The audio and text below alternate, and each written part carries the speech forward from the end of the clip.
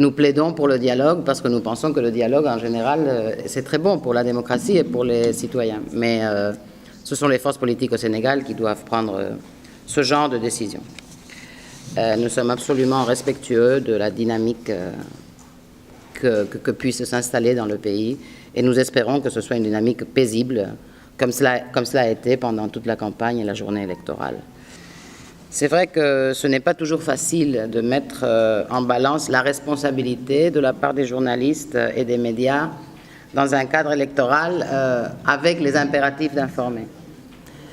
On devrait être capable de différencier ce que sont des projections et ce qui sont des résultats. Mais c'est un problème général en ce moment dans le monde de la communication.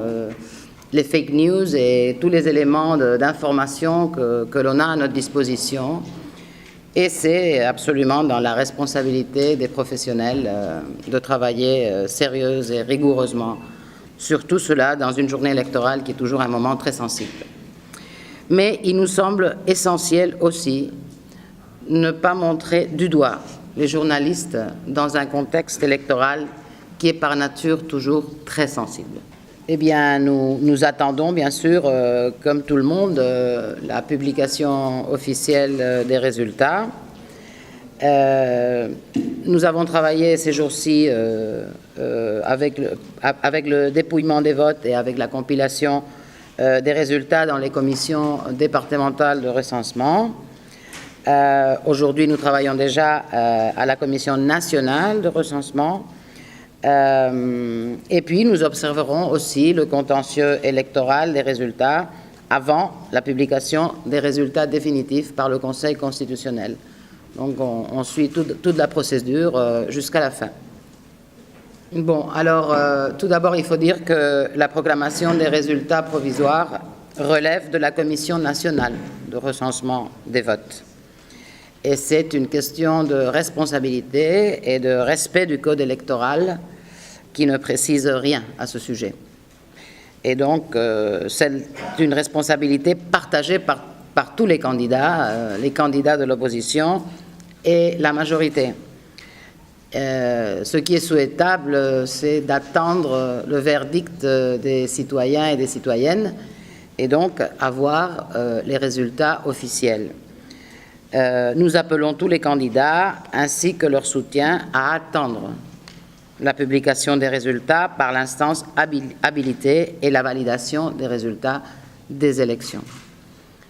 Tous les commentaires politiques sont compréhensibles, mais il faut être très responsable et respecter le processus, les instances officielles et surtout la volonté des Sénégalais et Sénégalaises qui ne sera connue qu'à la fin de tout ce processus. Merci. Nous allons passer à une deuxième série de questions, toujours sur le même Oui, je vais passer la parole alors à notre expert électoral, si vous me permettez. Oui, alors sur cette question, nous avons, dans la période qui a précédé les élections, nous avons suivi de près la question de la distribution des cartes à la lumière de ce qui s'était déjà passé en 2017 en particulier. À la veille du scrutin, selon les chiffres officiels, il y avait moins de 100 000 cartes qui étaient encore à distribuer, ce qui est un chiffre relativement vu, ce que l'on peut voir dans d'autres pays.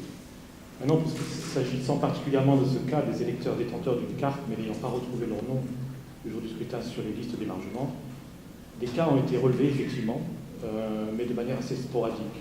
Sur les 566 observations que nous avons faites pendant la journée du scrutin, nous avons relevé un taux de 8% de bureaux de vote, ce qui est assez peu, essentiellement dans 6 régions sur les 14, où des cas d'électeurs se trouvant dans cette situation ont été relevés. Mais encore une fois, c'est dans un nombre assez limité et difficile d'en tirer des conclusions quant au fait que cela aurait pu, en quelque manière que ce soit, fausser les résultats du scrutin. Voilà, merci.